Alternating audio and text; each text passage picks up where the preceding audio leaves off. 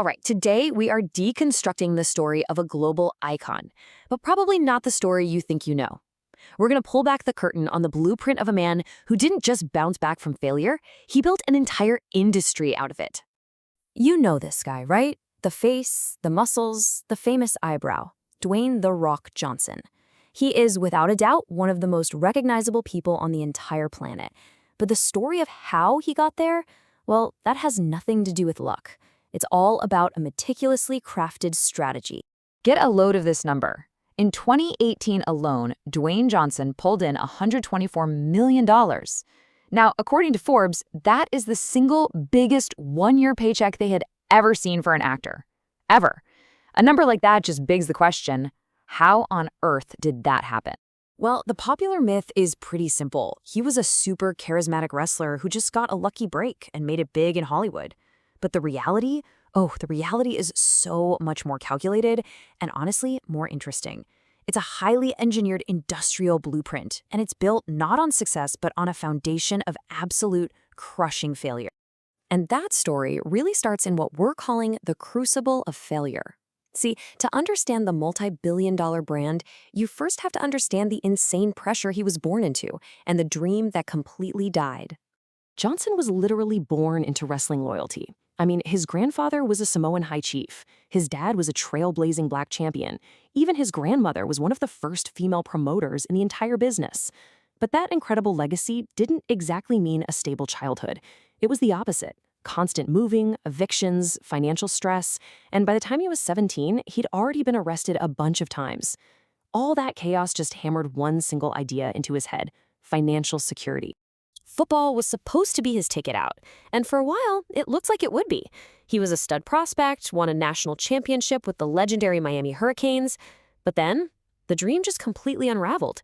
He gets benched for Warren Sapp, a future Hall of Famer, then he goes undrafted by the NFL, and the final nail in the coffin, he gets cut from a Canadian Football League team after just 2 months. It was over. So, after getting cut, he calls his dad to come pick him up. He reaches into his pocket to see what he's got. It was a $5 bill, a 1, and some loose change. $7. That was all the money he had left in the world. That moment, it sent him into a deep clinical depression. He was at absolute rock bottom. Okay, so his football dream is dead and buried. He decides to turn to the family business. But his first shot at wrestling, a total failure. The audience completely rejected him. But this failure, this one, led to the single most important pivot of his entire life, figuring out how to turn that rejection into his greatest asset. He first showed up in the WWF as Rocky Maivia, this clean-cut, high-energy good guy, or a babyface in wrestling terms. And the fans, they hated him. They would chant "Rocky sucks" at the top of their lungs. So what did he do? He actually listened to them. He leaned right into that hatred. He came back as The Rock, an arrogant, charismatic, trash-talking villain, a heel. He took all their hate and basically weaponized it, becoming the anti-hero they secretly wanted all along. And this new persona, with all of its iconic catchphrases, was perfect for the rebellious vibe of wrestling's Attitude Era. The Rock became so unbelievably popular that he, along with Stone Cold Steve Austin, helped the WWF completely crush its billion-dollar rival, WCW. And this taught him a lesson that would make him a fortune. Give the audience what they want, not what you think they should want. And he took that core lesson, listen to the audience, and built an entire empire on it. This is the part of the story where he pivots again, from just being a performer to becoming an empire builder. He basically figured out how to industrialize his own charisma. His very first leading movie role was in The Scorpion King, and it netted him $5.5 million. That was a Guinness World Record for a first-time lead actor. This wasn't just a massive payday, it was a loud and clear signal that his brand had huge global appeal, and he was really just getting started. But his success wasn't just about his on-screen charm. No way. The real genius was the strategy happening behind the scenes. And that was masterminded by his business partner and ex-wife, Dani Garcia. She was the one who saw the potential to build a global brand, not just an acting career. Their blueprint was clear: create an entire ecosystem of companies, always put the audience first, and most importantly, own your own marketing and your own message. So they put this plan into motion. They founded $7 Productions, a name that was a constant, daily reminder of his lowest point. And this wasn't just some vanity production company. It was a vertically integrated machine. It had divisions for film, for digital content, for marketing, all of it designed to give them total control over the Dwayne Johnson brand. And did the model work? Yeah. It worked spectacularly. If you want proof, look no further than Teremana Tequila. In just 3 years, it was selling over 1 million cases a year, making it the fastest-growing spirits brand in history. It's now valued at an estimated $3.5 billion. That's the blueprint in action.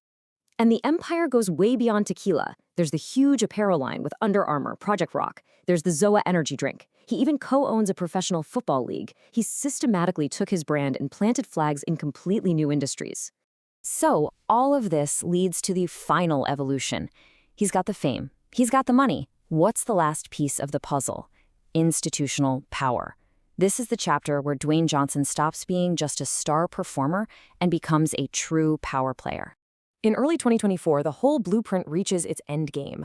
He gets appointed to the board of directors of TKO Group. That's the parent company of both WWE and UFC.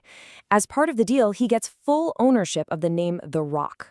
And then he comes back to WWE TV, but not just as a wrestler. He's a new character that perfectly reflects his new reality, the final boss. And the final boss character is it's a genius move. It completely blurs the line between what's real and what's part of the show. On screen, he's playing a corporate villain who controls everything. And in real life, he's a corporate executive sitting on the board who helps control everything. Now, at the exact same time he's locking down this corporate power, he takes his biggest artistic risk ever. He partners with the acclaimed indie studio A24 for a really gritty film called The Smashing Machine. He completely transforms his body to play an MMA fighter struggling with addiction. This was a very clear move to prove his depth as an actor and to basically tell everyone, don't you dare pigeonhole me. Just think about this for a second. The journey comes completely, perfectly full circle. The man who was absolutely devastated by getting cut from the Canadian Football League now co-owns a professional football league. He didn't just overcome his biggest failure, he ended up buying it. And that's really the thread that runs through his entire story. From having just $7 to his name, totally broken and depressed, to taking a seat on the board of the very industry his family helped to build. It is an almost unbelievable climb. So when you boil it all down, the Dwayne Johnson blueprint isn't really about avoiding failure. It's about metabolizing it. Every single setback he ever faced, getting benched, getting cut, getting booed by thousands of people, was systematically analyzed and then weaponized into fuel for the next calculated success. And that leaves us with one final, much bigger question to think about. In this era of constant change and disruption, is this journey, this story of relentless adaptation and weaponized failure, is that the new blueprint for the American dream?